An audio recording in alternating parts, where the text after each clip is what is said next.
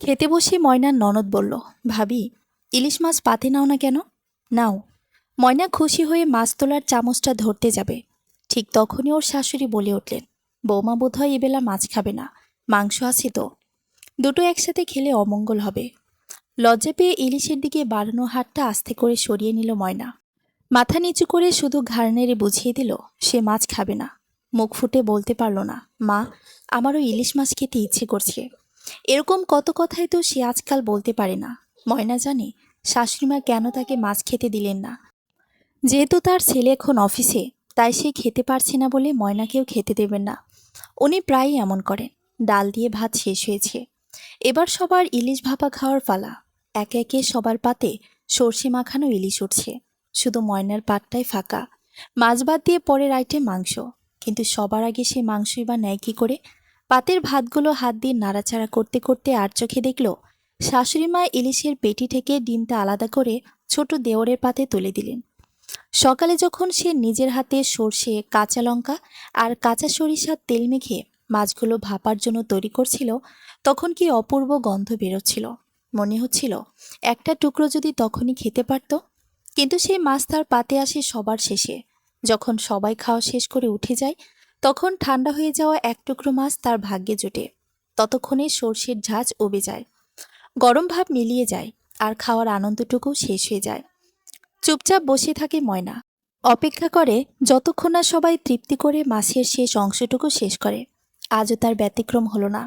খাওয়া শেষ করে সবাই যখন হাত ধুতে গেল, তখন শাশুড়ি হাঁড়ির ঢাকনা তুলে দেখে বললেন, এই যে বৌমা, 2 টুকরো আছে, এক টুকরো তোমার স্বামীর জন্য রেখে আরেক টুকরো খেয়ে নিও। ময়না শুধু মৃদু হেসে বলল, আচ্ছা। সেই হাসির ভেতরে কতটা অভিমান লুকিয়ে আছে সেটা কেউ বুঝল না। বিয়ের আগে ময়নার বাপের বাড়িতে এমন ছিল না। বাবা মাছ কিনে আনলে বাবা সবার আগে বলতেন, ময়নার জন্য একটা ভালো পিস রেখে দাও, ও মাছ খুব ভালোবাসে। ময়না হাসতে হাসতে বলতো, আমার জন্য আলাদা করে রাখতে হবে না। তবু বাবা রাখতে বলতেন, মাও সেটা রাখতেন। আজ সেই কথাগুলো মনে পড়তেই বুকের ভেতরটা কেমন হু হু করে উঠল। খাওয়া শেষ করে থালা ধুয়ে রান্নাঘর গোছাতে গিয়েও তার চোখের কোণে পানি জমে উঠল। কিন্তু সে কাঁদল না। এই বাড়িতে কাঁদলেও কেউ সে জিজ্ঞেস করবে না কি হয়েছে, বরং বলবে, এত কান্নাকাটি করলে সংসার করা যায় না। বিয়ে হয়েছে মাত্র 8 মাস।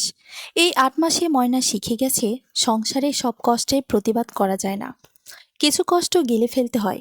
তার স্বামী রাকিব মানুষ হিসেবে খারাপ নয়, বরং খুবই শান্ত। কিন্তু অফিসে সকাল 8টায় বের হয়ে রাত 7টার আগে বাড়িতে ফেরে না। বাড়িতে ফিরেও ক্লান্ত শরীর নিয়ে খেয়ে ঘুমিয়ে পড়ে। সংসারের ভেতরে কি হয় তা জানার সময় কিংবা সুযোগ কোনোটাই তার হয় না। ময়না কয়েকবার বলতে চেয়েছিল, অনেকবার ভেবেছিল বলবে, তোমার মা আমাকে সবার সঙ্গে বসে ঠিকমতো খেতেও দেন না। কিন্তু কথাটা মুখে আনতে পারিনি, কারণ রাকিব সবসময় মায়ের প্রশংসা করে। আমার মা অনেক কষ্ট করে আমাদের মানুষ করেছেন, মায়ের মনটা খুব নরম। এ কথাটা শুনলেই ময়না চুপ হয়ে যায়। সে ভাবে, হয়তো সত্যি মায়ের মন নরম, শুধু সে নরম মনটা তার জন্য নয়। সেদিন বিকেলে বারান্দায় কাপড় মেলতে গিয়ে পাশের বাড়ির কাকিমার কথা কানে এলো। তিনি শাশুড়িকে বলছিলেন, আপনার বৌমা তা দেখতে খুব শান্ত। শাশুড়ি হেসে উত্তর দিলেন, শান্ত না হয়ে উপায় কি, আমাদের বাড়ির নিয়মকানুন মেনে চলতে হয়। ময়না কাপড় মেলার ভান করলেও কথাগুলো স্পষ্ট শুনতে পেল। তার মনে হলো এই বাড়িতে সে যেন মানুষ নয়, নিয়ম মেনে চলার জন্য আনা একটি যন্ত্র। সেদিন রাতে ঘুমানোর আগে আয়নার সামনে দাঁড়িয়ে নিজের মুখের দিকে অনেকক্ষণ তাকিয়েছিল সে। এই মেয়েটা কি সেই ময়না যে একসময় হেসে হেসে পুরো বাড়ি মাতিয়ে রাখত, নাকি সেই ময়নাকে কোথাও ফেলে রেখে সে শুধু কারো বউ হয়ে বেঁচে আছে? এ প্রশ্নের উত্তর তার জানা নেই, তবে সে জানে এই নীরবতারও একদিন শেষ হবে। আর সেই দিনটার অপেক্ষায় প্রতিদিনের মতো সেদিনও সে চুপচাপ আলো নিভিয়ে ঘুমিয়ে পড়ল। পরদিন সকালেও সূর্য ওঠার আগেই উঠলাম, কিন্তু ময়নার বুকের ভেতরের জমাট বাঁধা মেঘটা আজ একটু বেশি ভারী লাগছিল। কাল রাতে ঠান্ডা হয়ে যাওয়া সেই ইলিশের টুকরোটা সে আর খেতে পারেনি, চুপচাপ আলগোছে সরিয়ে রেখেছিল। সকালে শাশুড়িমার রান্নাঘরে ঢুকেই হাড়ির দিকে তাকিয়ে ভ্রু কুঁচকালেন, কি ব্যাপার বৌমা? কালকের মাছের টুকরোটা তো তেমনই পড়ে আছে, খাবার এভাবে নষ্ট করতে আছে? আমাদের যুগে তো এসব ভাবাই যেত না। ময়না খুন্তি দিয়ে কড়াইয়ের পেঁয়াজ নাড়তে নাড়তে নিচু স্বরে বলল, কাল রাতে আর ক্ষুধা ছিল না মা। হুঁ, নবাবের বেটিদের আবার অহেতুক ক্ষুধা কমে যায়। শাশুড়ি মায়ের গলার ঝাঁঝালো স্বরটা ময়নার কানে বিঁধল, কিন্তু সে আর কথা বাড়ালো না। প্রতিবাদ করার চেষ্টা মানে নিজের পায়ে কোড়াল মারা। এই ৮ মাসে সে তা ভালো করেই জেনে গেছে। দুপুরের দিকে রাকিব হুট করেই অফিস থেকে ফোন করলো। প্রতিদিন এই সময়ে রাকিব ফোন করে না। তার স্ক্রিনের নামটা উঠতেই ময়নার বুকের ভেতরটাই একটু দোলা দিল। ফোনটা কানে তুলতেই ওপাশ থেকে রাকিবের ক্লান্ত স্বর ভেসে এলো, ময়না, আজ শরীরটা একটু খারাপ লাগছে, মাথাটা অসম্ভব ঘুরছে বলে হাফ ডে ছুটি নিয়ে বাড়ি আসি। ৮ ঘন্টার মধ্যে পৌঁছে যাব। কথাটা শুনেই ময়নার বুকটা ছ্যাদ করে উঠল। রাকিবের শরীর খারাপ জেনে যেমন চিন্তা হলো, তেমনি এক অজানা আশঙ্কা তাকে ঘিরে ধরল। কিছুক্ষণ পরে রাকিব বাড়ি ফিরে এলে শাশুড়ি ব্যস্ত হয়ে উঠলেন। কি হয়েছে বাবা তোর? মুখটা এমন শুকিয়ে আছে কেন? রাকিব বিছানায় শুয়ে পড়ে বলল, কিছু না মা, কাল রাত থেকে প্রেশারটা মনে হয় একটু বেড়ে গেছে, প্রচণ্ড দুর্বল লাগছে। ময়না চটজলতে রান্নাঘরে গিয়ে ১ গ্লাস লেবুর শরবত আর রাকিবের পছন্দের কিছু হালকা খাবার তৈরি করে নিয়ে এলো। শাশুড়িমা তখন রাকিবের মাথায় হাত বুলিয়ে দিচ্ছেন। ময়না নিঃশব্দে ট্রাভেল ট্রেটা পাশের টেবিলে রাখল। রাকিব প্লেটের দিকে তাকিয়ে হঠাৎ বলল, মা, আজ দুপুরে ময়না কি রেঁধেছে? গন্ধটা দারুণ আসছে তো। শাশুড়ি একটু আমতা আমতা করে বললেন, ওই তো, রুই মাছের ঝোল আর আলুর দম। তোদের জন্য তো আবার একটু ভালো মন্দ না করলে চলে না। রাকিব ময়নার দিকে তাকিয়ে মৃদু হেসে বলল, ময়না, তোমার শরীরে তো ইদানিং বেশ কাহিল লাগছে। কাল রাতেও দেখলাম তুমি ঠিক মতো খেলে না। আজ চলো, আমরা দুজন একসাথে বসে খাই। অনেকদিন তোমার সাথে বসে খাওয়া হয় না। রাকিবের মুখে এই কথাটা শুনে ময়নার শাশুড়ির মুখটা মুহূর্তেই থমথমে হয়ে গেল। তিনি কথা ঘুরিয়ে নেওয়ার জন্য বলে উঠলেন, আহা রাকিব, তোর শরীরটা ভালো না, তুই আগে খেয়ে একটু রেস্ট নে, বৌমা পরে খেয়ে নেবে ক্ষণ। ওর তো কত কাজ বাকি। কিন্তু আজ রাকিব নাছোড়বান্দা। সে ময়নার হাত ধরে টেনে বসিয়ে বলল, না মা, কাজ তো সারা জীবনই থাকবে। ময়না, তুমি 3টা থালা নিয়ে এসে তো, আজ আমরা একসাথেই খাবো। ময়না থালা আনতে রান্নাঘরে গেল। তার চোখের কোণে আবার পানি জমে উঠছে। তবে এবার অভিমানে নয়, এক অদ্ভুত স্বস্তি, যে রাকিব এতদিন সংসারের ভেতরে সূক্ষ্ম অত্যাচারগুলো খেয়ালই করেনি। আজ তার সামান্য একটা মিষ্টি ব্যবহার যেন ময়নার বুকে মরুভূমির মাঝে ১ ফোঁটা বৃষ্টির মতো মনে হলো। রাকিব মাকেও খেতে বলল, কিন্তু তিনি না খেয়ে দাঁড়িয়ে রইলেন। খাবার টেবিলে রাকিব নিজের থালা থেকে সবচেয়ে বড় আর ভালো মাছের টুকরোটা তুলে ময়নার পাতে দিয়ে বলল, নাও, তুমি তো মাছ পছন্দ করো, আগে এটা খাও। পাশে দাঁড়িয়ে থাকা শাশুড়ি মেয়ের মুখটা তিতা হয়ে গেল। ময়নার চকিতে একবার শাশুড়ির মুখের দিকে তাকালো। সেই দৃষ্টিতে স্পষ্ট অসন্তোষ। সে আস্তে করে মাছের টুকরোটা মুখে দিল। আজ মাছটা ঠান্ডা নয়, গরম ভাতের ভাপে আর স্বামীর ছোঁয়ায় আজ প্রথমবার এই বাড়িতে বসে ১ লোকমা শান্তিতে গিলতে পারল ময়না। তবে কি নীরবতার এই দেয়াল ভাঙতে শুরু করেছে? নাকি রাকিবের এই সামান্য ভালোবাসায় শাশুড়ির বুকে নতুন কোনো হিংসার আগুন জ্বেলে দিল? সেদিন দুপুরে সবার অলক্ষ্যে যে ঘটনা ঘটে গেল, তার পরিণতি যে এত দ্রুত ময়নার জীবনে নেমে আসবে তা সে কল্পনা করতে পারেনি। খাবার টেবিল থেকে উঠে যাওয়ার পর থেকেই শাশুড়ি মায়ের মুখখানা আষাঢ়ের মেঘের মতো কালো হয়ে রইল। রাকিব খেয়ে দিয়ে একটু বিশ্রাম নিতেই শাশুড়ি সোজা রান্নাঘরে এসে হাজির হলেন। ময়না তখন হাঁড়ি পাতিল ধোয়ার প্রস্তুতি নিচ্ছিল। শাশুড়ি মায়ের ভারী পায়ের শব্দ শুনে সে পিছন ফিরে তাকালো। খুব তো আহ্লাদ দেখানো হলো দুপুরে, তাই না বৌমা? শাশুড়ির গলার আওয়াজে জমে থাকা বিষটা স্পষ্ট ফুটে বের হলো। ময়না হাত থামিয়ে নিচু স্বরে বলল, মা, আমি তো কিছু করিনি, আপনার ছেলে নিজেই ডাকলো, মুখ সামলে কথা বলো। শাশুড়ি একদম ময়নার মুখের ওপর চেপে এলেন। আমার ছেলেকে আমার বিরুদ্ধেই খেপিয়ে তোলার ধান্দা? এই ৮ মাসে আমি বুঝি নাই তুমি কত বড় চতুর। ছেলে সকালে অফিসে যায়, আর তুমি সারাদিন কি করো যে শরীর কাহিল হয়ে যায়? আমার ছেলেটা অসুস্থ হয়ে বাড়ি এলো, আর তুমি তার মাথার উপর বসে আয়েশ করে খেলে? লজ্জা করে না? ময়না চুপ করে রইল। একটা শব্দ তার মুখ থেকে বের হলো না। সে জানে এই মুহূর্তে একটা কথা বলা মানে আগুনে ঘি ঢালা। পরদিন সকালে রাকিব আবার যথারীতি সময়ে অফিসে চলে গেল। যাওয়ার সময় ময়নার দিকে তাকিয়ে বলে গেল, ময়না, নিজের যত্ন নিও, শরীর খারাপ লাগলে কাজ সামলে করো। রাকিব দরজার বাইরে পা রাখার ঠিক পর মুহূর্তেই যেন বাড়ির মানুষ বদলে গেল।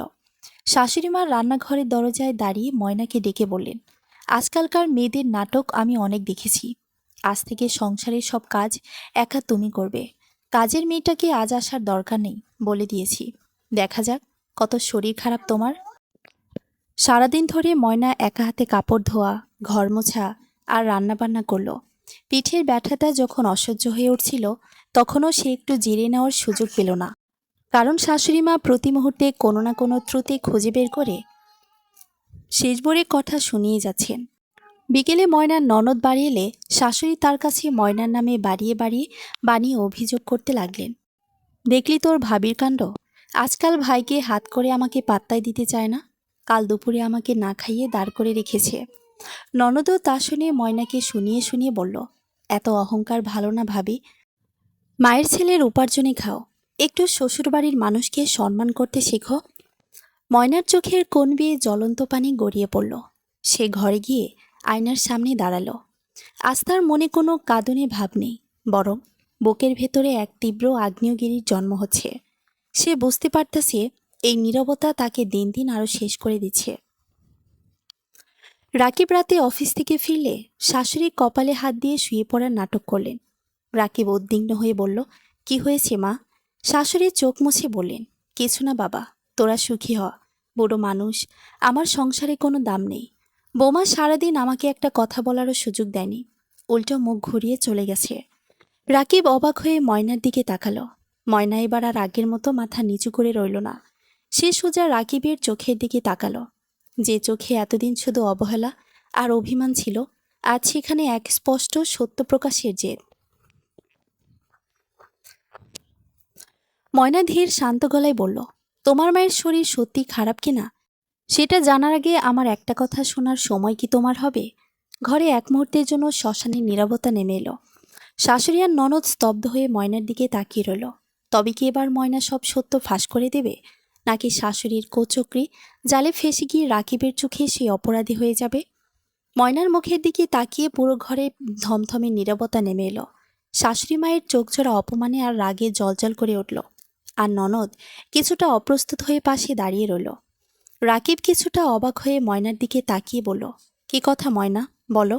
ময়না স্পষ্ট শক্ত গলায় বলতে শুরু করলো, কাল দুপুরে তুমি যখন সুস্থ মনে আমাকে আর তোমার মাকে একসাথে টেবিলে ডাকলে, তখন তোমার মা কেন আমাদের সাথে খেলেন না জানো? কারণ তিনি সহ্য করতে পারেননি যে তোমার পাশে বসে আমি দুটো ভাত খাচ্ছি। কাল রাতে সবাই খাওয়ার পর শাশুড়ি মা আমাকে হাড়ির তলায় পড়ে থাকা ঠান্ডা এক টুকরো ইলিশ খেতে বলেছিলেন। শুধু কালকে না, গত 8 মাস ধরে এই বাড়িতে এটাই নিয়ম। শাশুড়ি মা এবার চেঁচিয়ে উঠলেন, কি বলছিস তুই, মিথ্যাবাদী মেয়ে? আমি তোকে খেতে দিই না? রাকিব, দেখছিস তোর বউ কিভাবে বানিয়ে বানিয়ে কথা বলছে? ময়না থামল না। সে রাকিবের দিকে তাকিয়ে শান্ত কণ্ঠে বলতে লাগলো, আমি কোনো মিথ্যা বলছি না তোমার কাছে। আজ সকালে কাজের মেয়েকে ছুটি দিয়ে সারা দিনের রান্না, ঘর মোছা, কাপড় ধোয়া সব আমাকে দিয়ে একা করানো হয়েছে। অথচ তোমার বোনকে বলা হয়েছে আমি নাকি তোমার মাকে না খাইয়ে দাঁড় করে রেখেছি। এই 8 মাসে আমি কোনোদিন মুখ ফুটে কিছু বলিনি। ভেবেছি তোমার মা তোমাকে ভালোবাসেন তাই সহ্য করি। কিন্তু আজ যখন তোমার মা নিজের বানিয়ে বলা মিথ্যার আড়ালে আমাকে অপরাধী বানাচ্ছেন, তখন আর চুপ থাকা আমার পক্ষে সম্ভব না। রাকিব স্তব্ধ হয়ে দাঁড়িয়ে রইল। সে নিজের চোখ আর কানকে বিশ্বাস করতে পারছিল না। মায়ের নরম মনের আড়ালে যে এমন একটা কঠিন রূপ লুকিয়ে থাকতে পারে, তা আজ ময়নার শক্ত কথাগুলোর সামনে একদম স্পষ্ট হয়ে গেল। ননদ কিছু বলতে চাইল, কিন্তু রাকিব হাত তুলে তাকে থামিয়ে দিল। রাকিব ভারী গলায় শাশুড়িকে উদ্দেশ্য করে বলল, মা, আজ আর কোনো নাটক করো না প্লিজ। আমি এতদিন ভেবেছি তোমরা ময়নাকে নিজের মেয়ের মতোই ভালোবাসো, তাই কোনোদিন খোঁজ নেইনি। কিন্তু আজ ময়নার চোখে কোনো মিথ্যার ছাপ আমি দেখছি না। কথাটি বলে রাকিব ময়নার হাত ধরে সোজা নিজেদের ঘরে গিয়ে সে দরজা আটকে দিল। ঘরে ঢুকে রাকিব কিছুক্ষণ চুপচাপ পায়চারি করল। তারপর ময়নার সামনে এসে দুটো হাত ধরে খাটে বসল। রাকিবের চোখে তখন অনুশোচনার ছায়া। আমাকে ক্ষমা করে দাও ময়না, রাকিব নিচু স্বরে বলল। আমি প্রতিদিন সকালে অফিসে চলে যেতাম, রাত করে ফিরতাম। সংসারের ভেতরে তোমার ওপর দিয়ে যে কত বড় ঝড় বয়ে যাচ্ছে তা আমি কোনোদিন বোঝার চেষ্টাই করিনি। মায়ের অন্ধভক্তিতে আমি অন্ধ হয়েছিলাম। ময়না চুপ করে রাকিবের দিকে তাকিয়ে রইল। রাকিব ময়নার চোখের দিকে তাকিয়ে দৃঢ় গলায় বলল, আজ তুমি মুখ খুলেছ বলে আমি সত্যিটা দেখতে পেলাম। কিন্তু শোনো ময়না, এই সংসারে টিকতে হলে তোমাকে নিজেকে নিজের অধিকার বুঝে নিতে হবে। অন্যায়ের প্রতিবাদ প্রথম দিনেই করা উচিত ছিল। কেউ তোমাকে থালাই করে সম্মান বা ভালোবাসা দিয়ে যাবে না, সেটা তোমাকেই অর্জন করতে হবে। আজ থেকে নিজের প্রতি কোনো অন্যায় সহ্য করবে না, স্পষ্ট মুখে না বলতে শিখবে। স্বামীর মুখের এই সমর্থন আর উপদেশ যেন ময়নার দীর্ঘদিনের চেপে রাখা ক্ষতগুলোতে ওষুধের মতো কাজ করল। সে বুঝল, স্বামী পাশে থাকলে কোনো লড়াই আর কঠিন নয়। তবে কি এবার ময়না এই সংসারে নিজের শক্ত অবস্থান তৈরি করতে পারবে, নাকি শাশুড়ি আর ননদ মিলে তাদের বিরুদ্ধে নতুন কোনো চক্রান্ত সাজাবে? কাল রাতের অত বড় ঝামেলাটার পর সকাল থেকে পুরো বাড়িটার পরিবেশ কেমন যেন ভারী হয়ে রইল। শাশুড়িমা সকালে উঠে কারো সাথে একটা কথাও বললেন না। প্রতিদিন যেখানে উঠে চিল্লাচিল্লি করতেন, আজ একদম চুপচাপ নিজের ঘরে বসে রইলেন। ময়নার মনটাও খুব একটা ভালো ছিল না। রাকিব রাতে তাকে অনেক বুঝিয়ে সাহস দিলেও 8 মাসের ভয় আর অপমান তো আর এক রাতে উবে যায় না। সকালে রান্নাঘরে গিয়ে চা বানানোর সময় ময়নার হাত কাঁপছিল। মনে মনে এক ধরনের ভয় কাজ করছিল। গতকাল রাকিবের সামনে শাশুড়িকে এভাবে কথা বলে ফেলাটা ঠিক হলো তো? আবার শাশুড়ি না জানি নতুন কি ঝামেলা তৈরি করেন। চা নিয়ে শাশুড়ির ঘরে ঢুকে ময়না নিচু স্বরে বলল, মা, চা নেন। শাশুড়ি মুখ তুলে ময়নার দিকে একবার তাকালেন।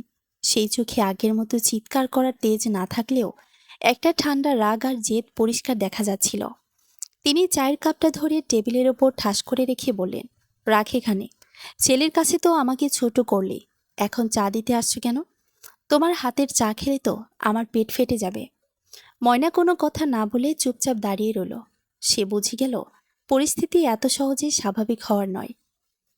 দুপুরের দিকে কাজের মেয়েটা এলে শাশুড়ি তাকে ডেকে ময়নাকে শুনিয়ে শুনিয়ে বললেন, মফিজের মা, তুই কাল আসিস নাই বলে বাড়ির লোক আমার এই কথা শোনাইছে। আজ থেকে রান্না আর বুয়ার কাজ সব তুই করবি। এই সংসারের কারো হাতে আমার আর খাওয়ার দরকার নাই। ময়না নিজের ঘরে বসে কথাগুলো শুনছিল। তার বুকটা ধড়ফড় করছিল। সে কাল রাতে মুখ ফুটে সত্যিটা বলেছিল ঠিকই, কিন্তু আজ সকাল থেকে শাশুড়ির এই মানসিক চাপ সহ্য করা তার জন্য কঠিন হয়ে যাচ্ছিল। একদিনে কেউ বের হয়ে যায় না, ময়নাও পারছিল না। তার কেবলই মনে হচ্ছিল নিজের অধিকার চাইতে গিয়ে সংসারের শান্তিটাই না পুরোপুরি শেষ হয়ে যায়।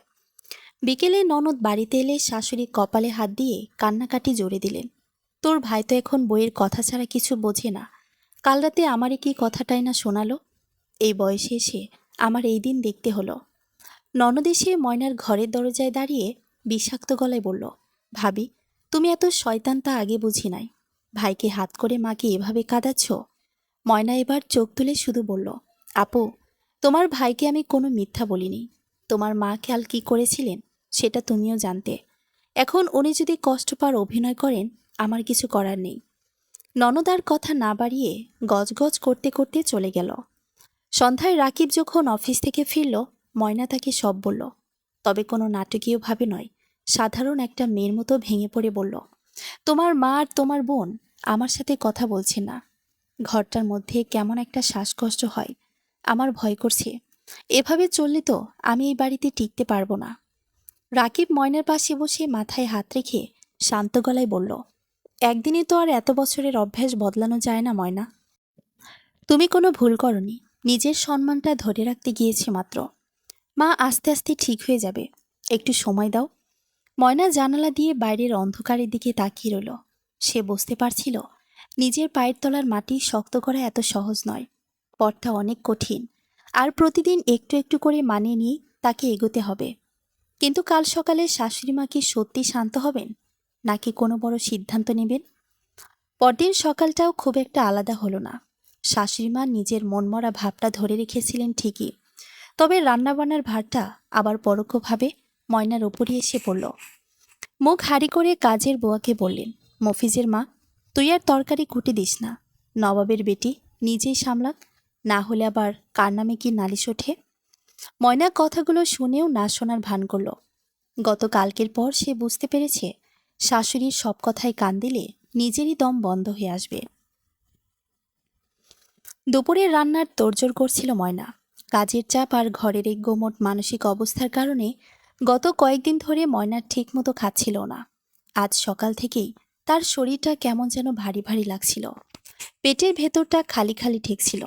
তেলে ফোড়ন দিয়ে ময়না খন্তিটা রাখল। মাংসের মশলা কষানোর জন্য ওপরের কাঠের সেলফটার দিকে হাত বাড়ালো। উঁচুতে রাখা জিরের বয়ামটা নাগাল পেতে ওকে সামান্য ওপর হয়ে দাঁড়িয়ে হাত বাড়াতে হলো। ঠিক তখনই ঘটে গেল বিপদটা। হাতটা বয়ামের গায়ে স্পর্শ করতেই হঠাৎ ময়নার চোখের সামনে পুরো রান্নাঘরটা একসাথে চক্কর দিয়ে উঠল। মাথাটা কেমন যেন শূন্য হয়ে গেল।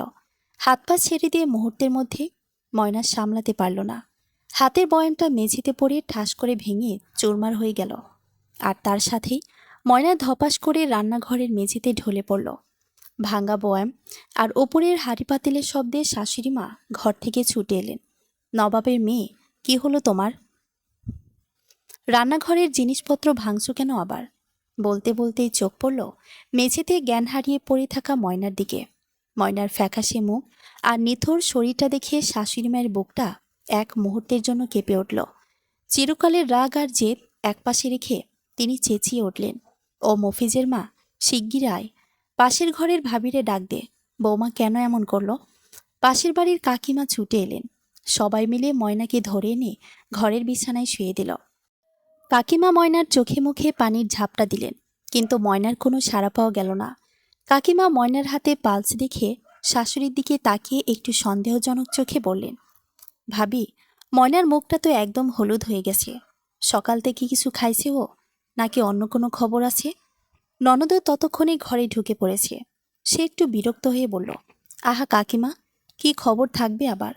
কাল রাত থেকে নাটক করছে, হয়তো সেই ভয়ে মাথা ঘুরে পড়ে গেছে। কাকিমা ননদের দিকে তাকিয়ে গম্ভীর গলায় বললেন, তুমি থামো তো বাছা, না জেনে কথা বলো না। লক্ষণ তো ভালো ঠেকছে না। রাকিবরে ফোন দাও, ডাক্তার ডাকতে বলো, ফেলে রাখা ঠিক হবে না। শাশুড়িমা দরজার পাশে চুপচাপ দাঁড়িয়ে রইলেন। তার ভেতরের অহংকারটা আজ কিছুটা হলেও তোলপাড় হচ্ছিল।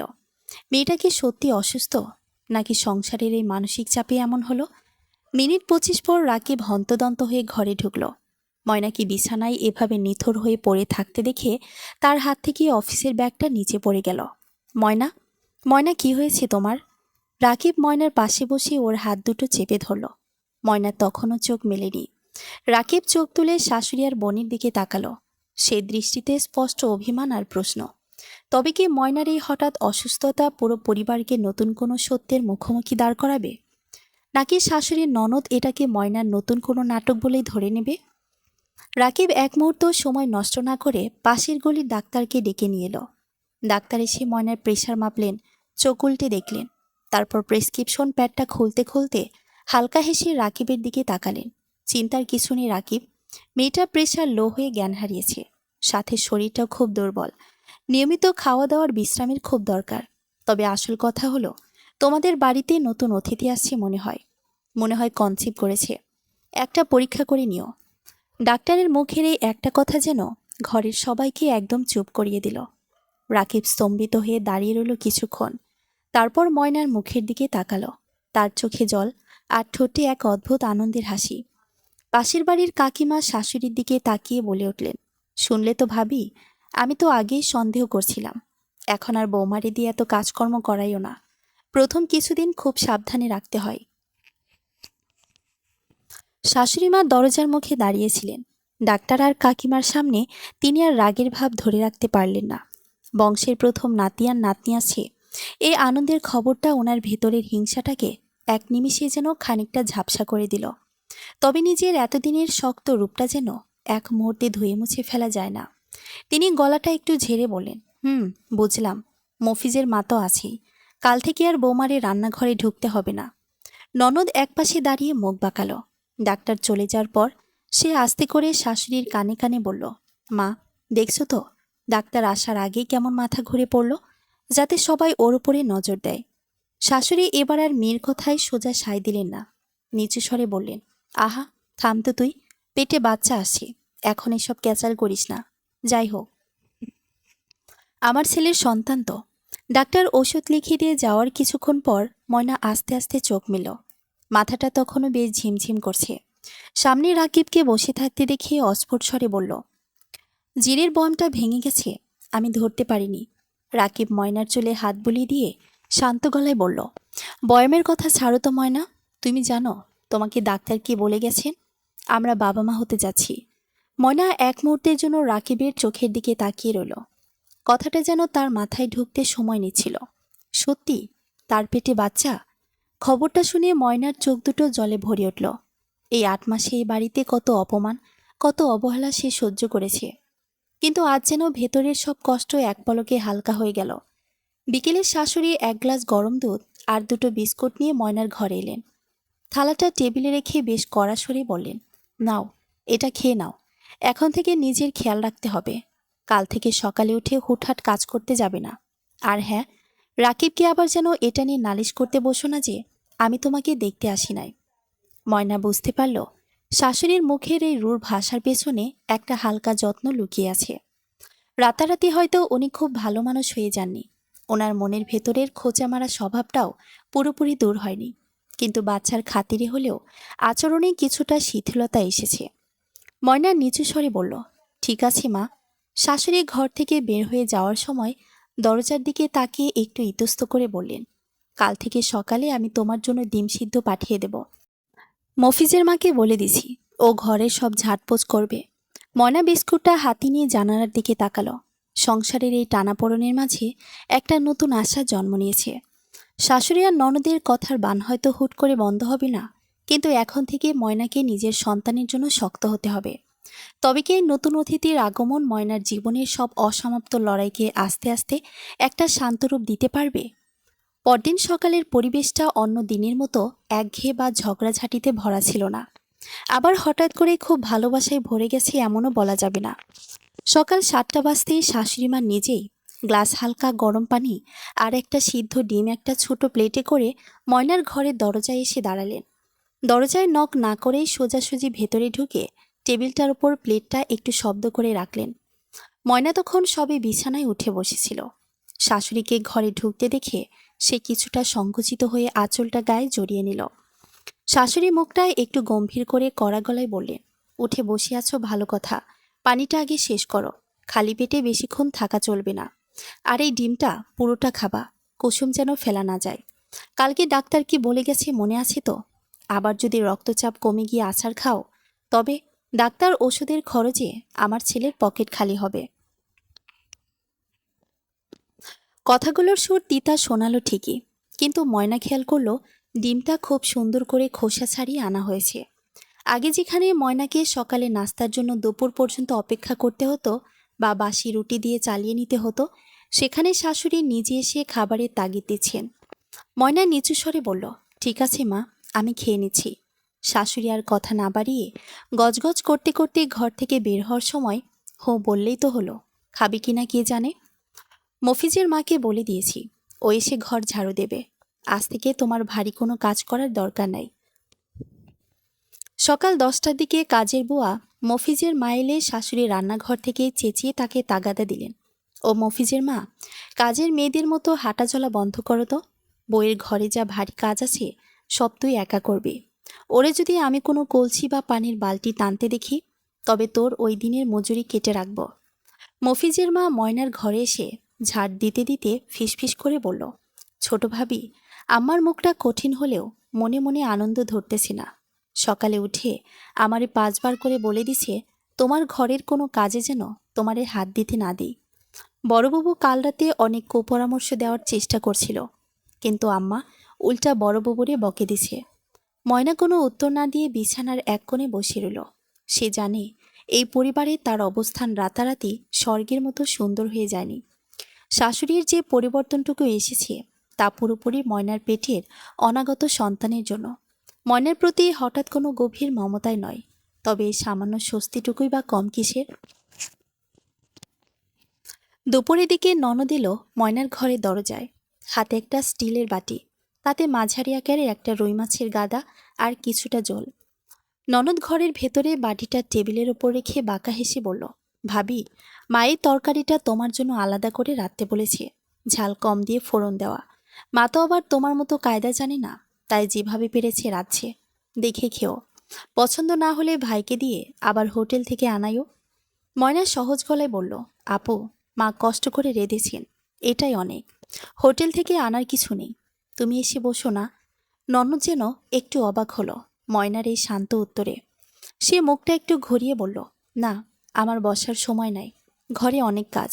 আর শোনো, মা মুখে যাই বলো, বেশি শুয়ে বেশি অলসতা করো না। আমার চাচাতো ভাইয়ের বউকে দেখেছি, গর্ভাবস্থায় সংসারে সব কাজ এক হাতে করেছে।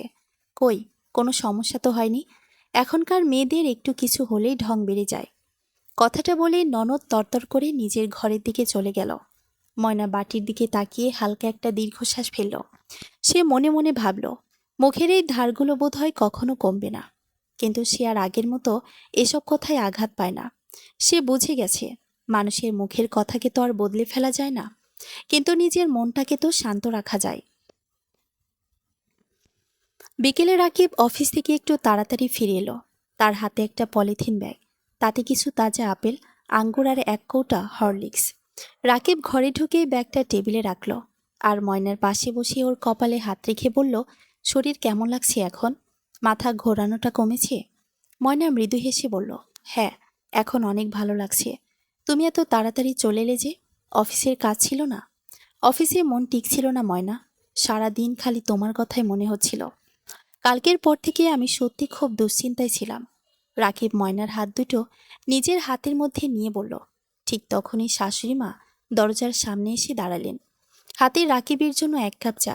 রাকিবকে ময়নার হাত ধরে বসে থাকতে দেখে শাশুড়ি গলার আওয়াজ একটু উঁচুতে তুলে বললেন, নে রাকিব, চাটা নে। অফিস থেকে নেমে বইয়ের ঘরের কাছে এসে বসে পড়লে তো আর শরীর সুস্থ হবে না। একটু হাত মুখ ধুয়ে নে আগে, আর বউকে একটু ঘুমাতে দে।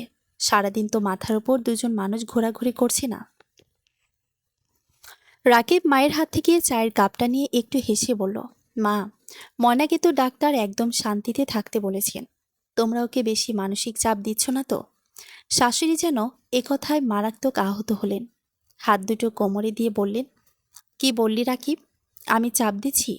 সকালে নিজের হাতে ডিম সিদ্ধ করে নিয়ে আসলাম, দুপুরে রুই মাছের সবচেয়ে বড় টুকরোটা ওর পাতে দিলাম, আর তুই আমাকে কথা শোনাচ্ছিস? তোর বউ আসার পর থেকে তো আমি এ বাড়িতে পর হয়ে গেলাম, তাই না? আমাকে আর বিশ্বাস করস না? ময়না বিছানা থেকে আস্তে করে নেমে শাশুড়ির দিকে তাকিয়ে বলল, মা, রাকিব সেটা বলতে চায়নি। আপনি সকালে কষ্ট করে আমাকে নাস্তা দিয়েছেন, দুপুরে রান্না করে পাঠিয়েছেন, সেজন্য আমি আপনার কাছে কৃতজ্ঞ। রাকিব শুধু আমার শরীরের কথা ভেবে দুশ্চিন্তা করছে। ময়নার মুখ থেকে এই প্রথম কৃতজ্ঞ শব্দটা শুনে এবং তাকে নিজের পক্ষ নিয়ে কথা বলতে দেখে শাশুড়িমা খানিকটা থমকে গেলেন। ওনার মুখের সব রেখা মুহূর্তের জন্য যেন নরম হয়ে এলো, কিন্তু নিজের অহংকার ধরে রাখতে তিনি মুখটা আবার ঘুরিয়ে নিয়ে বললেন, থাক, আরও তো মিষ্টি কথা বলতে হবে না। কিসে ভালো কিসে মন্দ তা আমি বুঝি। আমি আমার নাতির ক্ষতি হতে দেব না, এই যা। কথাটা বলেই শাশুড়ি তরতর করে নিজের ঘরে চলে গেলেন। রাকিব ময়নার দিকে তাকিয়ে স্বস্তির হাসি হাসল। সে অস্ফুটে বলল, দেখলে, মা কিন্তু আগের মতো আর চিৎকার করে অপমান করতে পারছে না। উনিও ভেতরে ভেতরে বদলাচ্ছেন। ময়না জানালার পাশে গিয়ে দাঁড়ালো। বাইরে গোধূলির আলোটা ঘরের মেঝেতে এসে পড়েছে। রাস্তায় প্রতিবেশীদের হাঁটাচলা করছে। সংসার জিনিসটা কোনো গল্পের বইয়ের মতো নয় যে একটা জাদুকরী মুহূর্ত আসবে আর সব শত্রুতা রাতে রাতে গভীর ভালোবাসায় বদলে যাবে। বাস্তব জীবনে পরিবর্তন আসে খুব ধীর গতিতে, একটু একটু করে। শাশুড়ির এই রূঢ় ভাষার ভেতরে যত্ন, ননদের ঈর্ষা মেশানো উপদেশ, আর রাকিবের এই মাঝখানে থেকে পরিস্থিতি সামাল দেওয়া, এই সব কিছু নিয়েই সংসার। ময়না পেটে হাত রেখে একটা গভীর শ্বাস নিল। সে জানে সামনের পথটা সহজ নয়। বাচ্চাটা আসার পর হয়তো দায়িত্ব আর টানাটানি আরও বাড়বে, কথা শুনতেও হবে, কিন্তু এখন সে আর অসহায় কেউ নয়। নিজের জায়গাটা সে তৈরি করে নিতে শিখেছে। সহ্য করার পাশাপাশি নিজের সম্মানটুকু ধরে রেখে কিভাবে পথ চলতে হয়, এই সংসারই তাকে তা শিখিয়ে দিয়েছে।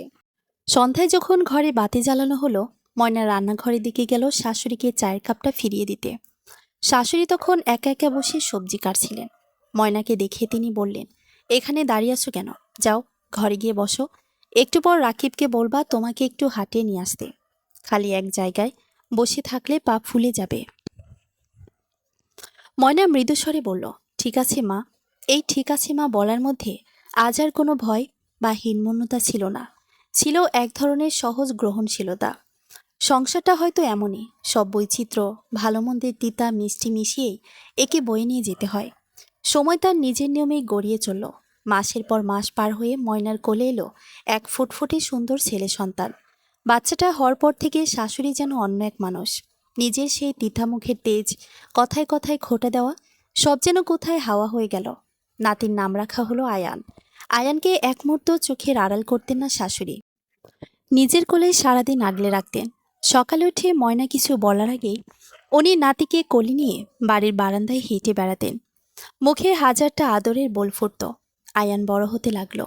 একসময় যে শাশুড়ি ময়নাকে এক টুকরো মাছের জন্য হাড়ির তলা দেখাতেও দ্বিধা করতেন না, সেই শাশুড়ি এখন আয়ানের পছন্দের সব খাবার রান্নার জন্য ব্যাকুল থাকেন।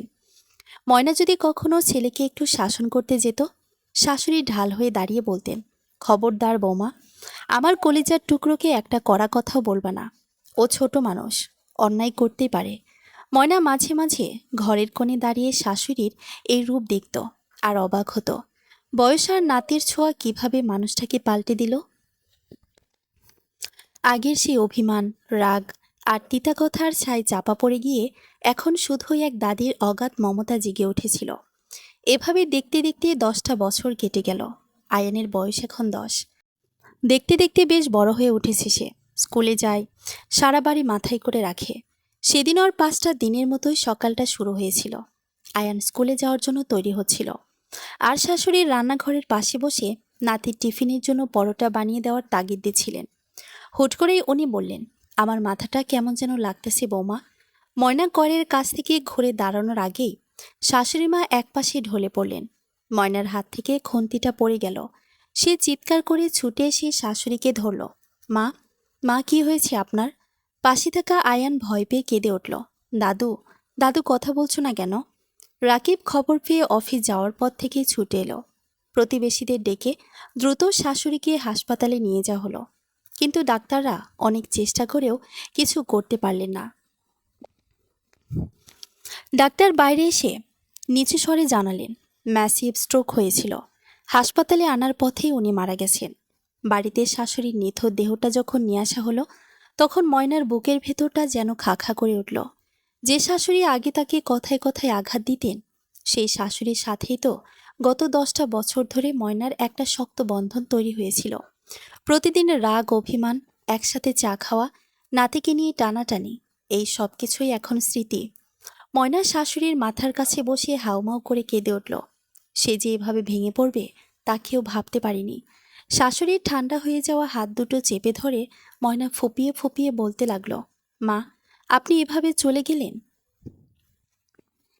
আমার ওপর যে অভিমানগুলো ছিল সেগুলো তো শোধ করে গেলেন না। আয়ানকে এখন কি এভাবে আগলে রাখবে মা? আয়ান তার দাদির লাশের পাশে বসে জড়িয়ে ধরে কাঁদছিল। দাদু, ওঠো না, তুমি না বলেছ দুপুরে আমাকে নিয়ে ঘুমাতে যাবা? রাকিব এক কোণে বসে হাত দিয়ে মুখ ঢেকে বাচ্চাদের মতো ডুকরে ডুকরে কাঁদছিল। যে মা তাকে সবচেয়ে বেশি ভালোবাসতেন, সেই মায়ের ছায়া চিরতরে মাথার উপর থেকে সরে গেল। পুরো বাড়িটায় আচ্ছাদই কান্নার রোল। প্রতিবেশীরা ময়নাকে শান্ত করার চেষ্টা করছিল, কিন্তু ময়নার কান্না থামছিল না। জীবনের এই দীর্ঘ পথ চলায় শাশুড়ি শুধু শাসনের মানুষ ছিলেন না, সংসারের প্রধান কাণ্ডারি ছিলেন। তিতা মিষ্টির নানা অভিজ্ঞতা দিয়ে এই মানুষটাই ময়নাকে জীবনের আসল লড়াই আর সংসার সামলানো শিখিয়েছিলেন। কাফনের কাপড় পরানো শাশুড়ির মুখের দিকে তাকিয়ে ময়না চোখের পানি মুছল। আজ সব রাগ, সব পুরনো ক্ষোভ শেষ হয়ে গেল। শুধু থেকে গেল জমে থাকা কিছু মায়া আর এক অসীম শূন্যতা। শাশুড়ির চলে যাওয়ার পর দেখতে দেখতে অনেকটা সময় পার হয়ে গেল। দিনগুলো আবার নিজের নিয়মে চলতে শুরু করলো। তবে ঘরটার ভেতরের চিত্রটা আস্তে আস্তে বদলে গেল। একসময় শাশুড়ি যেভাবে পুরো সংসারটা নিজের হাতের মুঠোয় ধরে রাখতেন, রান্নাঘরের হাঁড়ি পাতিল থেকে শুরু করে কার কখন কি লাগবে সব খেয়াল রাখতেন, সেই জায়গায় কখন যেন ময়না নিজে এসে দাঁড়িয়ে গেল। সংসারের চাল ডাল কেনা, রাকিবের কাপড়ের যত্ন নেওয়া, আয়ানের পড়ালেখার তদারকি, সবকিছুর মূল কাণ্ডারি এখন ময়না। ঘরের সবাই ময়নার কথা শুনেই চলত। রান্নাঘরে ময়না যা রাঁধত সবাই সেটাই তৃপ্তি করে খেত। কেউ কখনো টু শব্দ করার সাহস পেত না, কারণ ময়নার গৃহিণীপনায় কোনো ঘাটতি ছিল না। এভাবে জীবন নিজের গতিতে বইতে বইতে আরও 15টা বছর কেটে গেল। আয়ান এখন 25 বছরের এক সুঠাম পুরুষ, নিজের পায়ে দাঁড়িয়েছে, চাকরি করছে। দেখতে দেখতে আয়ানের বিয়ের দিনক্ষণ ঠিক হলো। বেশ ধুমধাম করে আয়োজন করা হলো বিয়ের। প্রতিবেশীদের নিমন্ত্রণ করা, নতুন শাড়ি কেনা, বরযাত্রীর আয়োজন, সব ময়না নিজে দাঁড়িয়ে থেকে সামলালো। বিয়ের দিন যখন ফুটফুটে নতুন বউ ঘরে এলো, পুরো বাড়িতে একটা আনন্দের সাড়া পড়ে গেল। ময়না নিজ হাতে বউকে ঘরে তুলল, মিষ্টিমুখ করালো। কিন্তু বিয়ের পর প্রথম কটা দিন পার হতেই ময়নার মনের ভেতর এক অদ্ভুত অস্বস্তি শুরু হলো। একদিন সন্ধ্যায় ময়না বারান্দায় দাঁড়িয়েছিল, দেখল আয়ান ঘর থেকে বের হয়ে বউয়ের সাথে নিচু স্বরে হেসে হেসে কথা বলছে। দুজনে মিলে কি একটা নিয়ে যেন খুব হাসাহাসি করছে। দৃশ্যটা দেখে হঠাৎ করেই ময়নার বুকের ভেতরটা কেমন খামচে ধরল। তার মনে হলো যে আয়ান এতদিন সারাদিন মামা করে তার পেছনে ঘুরঘুর করত, যে ছেলে রাতে না খেয়ে ঘুমাতো না, সেই ছেলে এখন পুরোপুরি অন্য একটা মানুষের হয়ে গেছে। বউয়ের সাথে ছেলে একটু বেশি সময় কাটালেই বা একান্তে কথা বললেই ময়নার মনে হতো এই মেয়েটা বুঝি তার কোল থেকে তার ছেলেকে কেড়ে নিয়ে যাচ্ছে। শুধু তাই নয়, এত বছর ধরে রান্নাঘরটা ছিল ময়নার একত্র রাজত্ব। সে যেভাবে যা রাখত সেটাই হতো। কিন্তু নতুন বয়সে একদিন সকালে হেসে বলল, মা, আপনি আজ বিশ্রাম নিন, আমি আর আয়ান মিলে দুপুরে রান্নাটা করি। ময়না মুখে কিছু বলতে পারল না, কিন্তু নতুন বউ যখন নিজের পছন্দ মতো মশলা দিয়ে রান্না বসালো, ময়নার খালি মনে হতে লাগলো তার ক্ষমতাটা বোধহয় হাতছাড়া হয়ে যাচ্ছে। এতদিন তাকে ছাড়া যে সংসারের এক পাও চলার উপায় ছিল না, সেখানে তাকে ছাড়াও তো রান্না হচ্ছে, কাজ চলছে। দুপুরের টেবিলে বসে যখন সবাই বইয়ের রান্নার প্রশংসা করছিল, ময়না চুপচাপ নিজের থালায় ভাত নাড়ছিল। তার মনে হচ্ছিল এই বাড়িটা বুঝি আর আগের মতো তার নেই। সে যেন নিজেরই বানানো সংসারে আস্তে আস্তে পর হয়ে যাচ্ছে। রান্না না করার স্বস্তি পাওয়ার বদলে তার মনে হচ্ছিল একটা খালি খালি ভাব। রাতে সবার খাওয়া দাওয়া শেষ হলে ময়না নিজের ঘরে গিয়ে চুপচাপ খাটের কোণে বসে রইল। তার চোখ দুটি ছলছল করছিল। রাকিব ঘরে ঢুকে ময়নার এই চুপচাপ ভাবটা অনেকক্ষণ লক্ষ্য করল। সে এত বছর ধরে ময়নাকে চেনে, তার মনের প্রতিটি ওঠানামা বুঝতে পারে। রাকিব এগিয়ে এসে ময়নার পাশে বসল। তারপর ময়নার হাত ধরে শান্ত গলায় বলল, চলো একটু বারান্দায় গিয়ে বসি। ময়না কোনো কথা না বলে রাকিবের সাথে বারান্দায় এসে দাঁড়ালো। রাতের নিস্তব্ধতায় দূরের রাস্তার বাতিগুলো জ্বলছিল। রাকিব ময়নার দিকে তাকিয়ে আলতো করে হাসল। তারপর খুব শান্ত গলায় বলল, কি ময়না, এবার বুঝলি তো শাশুড়ি আর বইয়ের ভেতরের আসল মানসিক টানাপোড়েনটা কি? ময়না অবাক হয়ে স্বামীর দিকে তাকালো। রাকিব বলতে লাগলো, একসময় তুমি এই বাড়িতে নতুন বউ হয়ে এসেছিলে। তখন তুমি ভুক্তভোগী ছিলে। তোমার মনে হতো তোমার শাশুড়ি তোমাকে সহ্য করতে পারছেন না, তোমাকে পর ভাবছেন। আর আজ 25 বছর পর তুমি নিজে শাশুড়ির জায়গায় দাঁড়িয়ে আছো। এখন তোমার কেমন লাগছে বলো তো? ময়না মাথা নিচু করে রইল। তার মুখ দিয়ে কোনো কথা বের হলো না। রাকিব ময়নার চুলে হাত বুলিয়ে দিয়ে বলতে লাগলো, তুমি হয়তো ভাবছো আয়ান তোমাকে ভুলে যাচ্ছে, অথবা নতুন বউ তোমার রাজত্ব কেড়ে নিচ্ছে। কিন্তু সত্যিটা হলো, এটা মানুষের স্বভাব। যে মা সারা জীবন নিজের সন্তানকে নিজের বুকের ভেতর আগলে রাখে, হুট করে অন্য একটা মেয়ে এসে সেই সন্তানের জীবনের প্রধান মানুষ হয়ে উঠলে কোনো মাই সহজে সেটা মেনে নিতে পারে না। তোমার শাশুড়িও ঠিক এই কারণেই তোমার ওপর ওভাবে চটে থাকতেন। উনিও ভয় পেতেন পাছে আমি ওনাকে ভুলে তোমাকে নিয়ে আলাদা হয়ে যাই। রাকিবের কথাগুলো যেন ময়নার মনের বন্ধ দরজায় সজোরে ধাক্কা দিল। এত বছর ধরে যে শাশুড়িকে সে শুধুই পাষাণ বা তিতামুখের মানুষ বলে ভেবে এসেছে, আজ নিজে সেই জায়গায় দাঁড়িয়ে সে বুঝতে পারল ওনার ভেতরের সে ভয় আর নিরাপত্তাহীনতার কথা। রাকিব ময়নার কাঁধে হাত রেখে বলল, তবে ময়না, তোমার শাশুড়ি যে ভুলটা করেছিলেন তুমি সেই ভুল করো না। শাশুড়ি আর বইয়ের এই চিরন্তন শত্রুতা থেকে বাঁচার একমাত্র উপায় হলো ছেলের বউকে পর না ভেবে নিজের মেয়ে মনে করা। তাকে আস্তে আস্তে সংসারটা শিখিয়ে দাও, গুছিয়ে নিতে দাও। তুমি যদি তাকে ভালোবাসো, সে তোমাকে মায়ের মতোই সম্মান দেবে। ক্ষমতা ধরে রাখার জেদ ছাড়ো, মায়া ছড়িয়ে দাও। স্বামীর এই কঠিন সত্য কথাগুলো শুনে মায়ার বাঁধ ভাঙা কান্না চলে এলো। সে আর সামলাতে পারল না। রাকিবের বুকে মাথা রেখে ডুকরে কেঁদে উঠল। ময়না ফুপিয়ে ফুপিয়ে বলতে লাগলো, আমি কত বড় ভুল করেছি। আজ এতদিন পর আমি আমার শাশুড়ি মায়ের কষ্টটা বুঝতে পারছি। উনি যখন আমাকে সহ্য করতে পারতেন না, তখন আমি ভাবতাম উনি খুব খারাপ। কিন্তু আজ আমি নিজে সেই জায়গায় দাঁড়িয়ে বুঝতে পারছি ওনার বুকের ভেতর কি ভয় কাজ করত। আমি কত কষ্ট দিয়েছি ওনাকে, কত অভিমান করে রেখেছি। আমি তো ওনার কাছে ক্ষমা চাওয়ার সুযোগটাও পেলাম না। আমি ক্ষমা চাইতে পারলাম না। রাকিব ময়নাকে জড়িয়ে ধরে পিঠে হাত বুলিয়ে দিতে দিতে বলল, মা তোমাকে অনেক আগেই ক্ষমা করে দিয়েছেন ময়না। উনি চলে যাওয়ার আগে তোমাকে নিজের সংসারের দায়িত্ব দিয়ে গেছেন। আয়ানকে তোমার হাতে সঁপে দিয়ে গেছেন। তুমি যদি আজ তোমার এই নতুন বউকে নিজের মেয়ের মতো ভালোবেসে আগলে রাখো, তবেই তোমার শাশুড়ির আত্মা শান্তি পাবে। সেদিন রাতে কান্নার পর ময়নার ভেতরে সব মেঘ কেটে গেল। একটা অদ্ভুত হালকা অনুভব করল সে। পরদিন সকালে ময়না প্রতিদিনের চেয়ে একটু আগেই ঘুম থেকে উঠল। রান্নাঘরে গিয়ে দেখল নতুন বউ একা একা চা বানানোর চেষ্টা করছে। ময়নাকে দেখে বউ কিছুটা চমকে গিয়ে ইতস্ত করে বলল, মা, আপনি উঠে পড়েছেন? আমি চা বানাচ্ছিলাম। ময়না এগিয়ে গিয়ে বউয়ের হাত থেকে কেটলিটা না নিয়ে বরং তার পাশে গিয়ে দাঁড়ালো। মিষ্টি একটা হাসি দিয়ে বলল, চা বানিয়েছ ভালো কথা, কিন্তু তোমার বাবা তো সকালে চিনি ছাড়া লিকার চা পছন্দ করেন। এসো, তোমাকে দেখিয়ে দিই ওনার চাটা কিভাবে বানাতে হয়। বউটি অবাক হয়ে ময়নার দিকে তাকালো। ময়না বউয়ের মাথায় হাত বুলিয়ে দিয়ে বলল, এই সংসারটা এখন তোমারও বাছা। একা একা সব শিখতে হবে না, আমি আছি তো। দুজন মিলে একসাথে সব সামলাবো। ময়নার মুখের এই মমতা আর হাতের স্পর্শ দেখে নতুন বউয়ের চোখে এক অদ্ভুত স্বস্তি আর শ্রদ্ধার আলো ফুটে উঠল। সে হাসি মুখে ময়নার হাত ধরে বলল, জি মা, আপনি পাশে থাকলে আমি সব শিখে নেব। রাকিব এই দৃশ্যটা দেখছিল। তার ঠোঁটের কোণে ফুটে উঠল এক পরিপূর্ণ তৃপ্তির হাসি। সংসার তো কোনো যুদ্ধক্ষেত্র নয়।